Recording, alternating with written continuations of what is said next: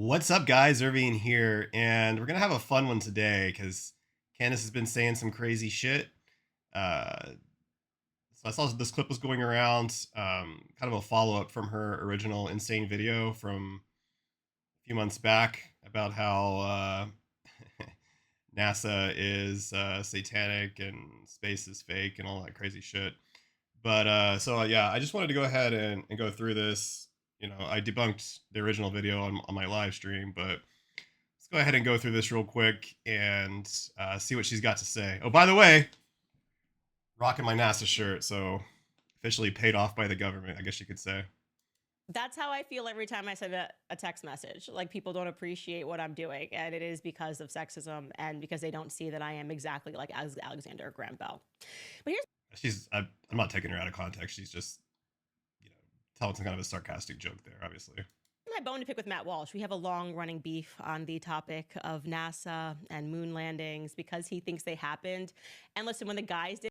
So she's talking about Matt Walsh, and it was funny because actually, I saw the episode where he was on Joe Rogan like a couple of months ago, and they were talking about some conspiracy theory. I don't remember which one it was specifically, but Joe was like, debunking it logically, like, think how many people would have to be involved in this, blah blah blah blah blah. And then Matt Walsh is like, yeah, it's exactly like with the moon landing, the same thing. And Joe's like, whoa, whoa, whoa.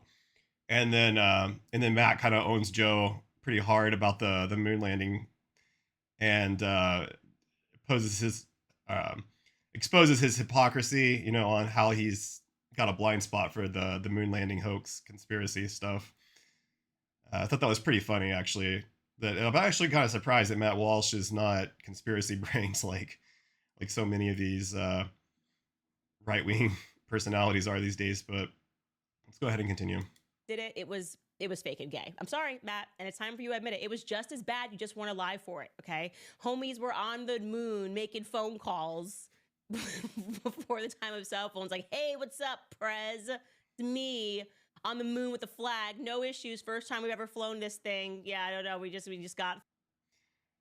She's wondering how they were able to communicate with Earth from the moon, saying they didn't have cell phones. This is what's interesting, and one of the big problems today, with the internet and stuff is, people say they have questions like this. They make a video and they're willing to believe these crazy conspiracy theories, and for some reason, it never has occurred to her that there could be an actual answer to this question, and it's a very obvious answer. And all she has to do is like fucking type in Google, you know, how are the astronauts able to communicate with Earth in the 60s? And the answer to that question is they used a goddamn radio. And the radio waves took about 1.3 seconds lag or delay time in between messages. And you can see that recorded in the recordings that NASA has. So yeah, there's no magic technology. There's no crazy conspiracy. They just use a fucking radio. I mean, very basic stuff. And she just never considered even to look that up. It's wild. Through the belt pretty easily. She mentions the Van Allen radiation belt there, like they got through it. On her other video, especially, she really goes into how she doesn't think any human could survive going through the belt. And I hear a lot of people that believe in like the flat Earth and all that shit say the same thing. And it's simply not true. They just took a very specific path around the edges of the belt, and like the thinner edges reduce the exposure.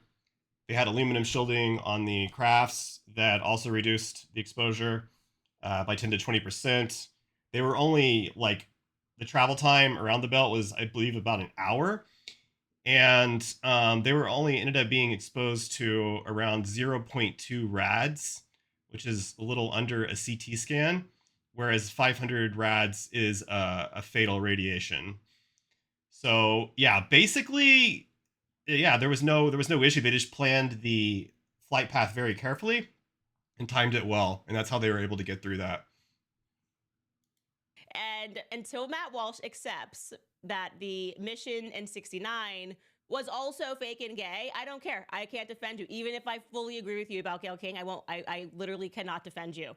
Okay, you must come to terms with the fact that NASA and space missions have always been this fake and gay. You just weren't alive for the original ones, and you need to learn the history of NASA, of the Apollo programs, which were occult and satanic. It was literally meant to be an antichrist movement to make people believe in man. It's a fact. I'm going to Actually, the whole thing was like a Cold War, political Cold War race, right? Like America versus the Soviets for the first person to get to the moon, because the Soviets, were like ahead of us in space, and so there was like this big push to get the U.S. to the moon first. It wasn't like a religious type of thing, like nothing crazy like that. show you guys. It's like, you can look this up anywhere. Look up Jack Parsons and the Apollo program. They just wanted people to believe in scientific advancement. The guy who created the Apollo program was this guy, Jack Parsons. Can you pull up this? Complete lie there.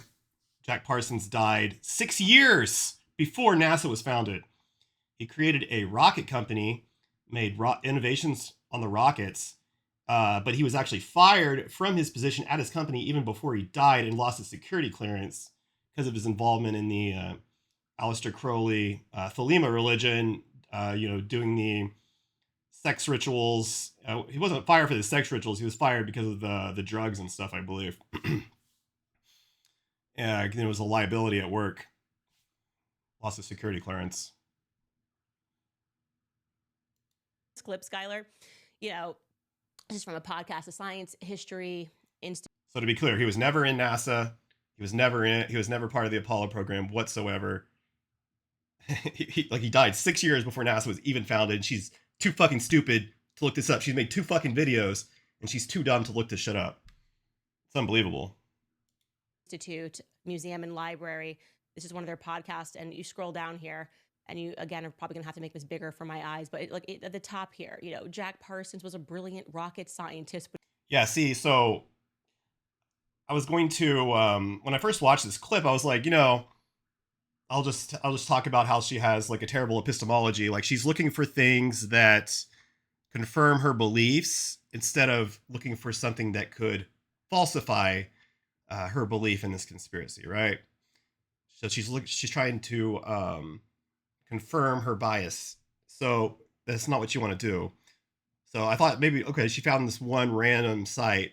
So I actually went on this site and listened to the fucking podcast that she's referencing. And the podcast is actually like accurate for the most part. Like, they get a few things wrong, but like they say that they refer to Aleister Crowley as a Satanist at one part, and then they refer to Jack Parsons as a devil worshiper at one part. But other than that, it's pretty accurate. There's a few misconceptions about the Thelema, Aleister Crowley religion stuff, but for the most part, it's pretty accurate, and they don't support any of Candace's claims, actually, which is hilarious. Like, they never say he's part of NASA. They never say he's part of the Apollo program. She's just fucking lying and misquoting this entire source. But he lived a wild lifestyle with a devil may care attitude. He was pretty relaxed about safety and dabbled in drugs, occult practices, and sex cult rituals. It would all eventually catch up with him, though, and quite literally, they were throwing these sex rituals, and he believed that he had summoned the devil, and the devil told him that he needed to create a moonchild. No, that's all bullshit. Not in the article. The moonchild thing was... The Moonchild is actually a novel by Aleister Crowley, funny enough, and it's about it's about summoning a non-human intelligence to impregnate a woman with the baby of the non-human intelligence. So it's like it's an impregnation ritual, and it was a fictional novel that he wrote. Now, some of his later followers, there's stories that they tried to actually do it. They thought it was like possibly like a legit idea that could work.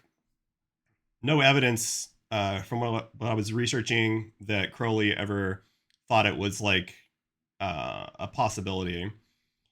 I will say that he did communicate with these non-human entities allegedly. Um, that's actually how he got the religious text, the Book of the Law.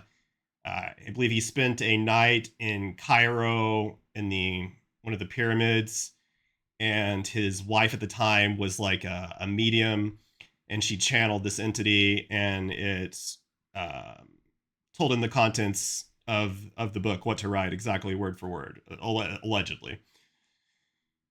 And so that was kind of the beginning of his religion.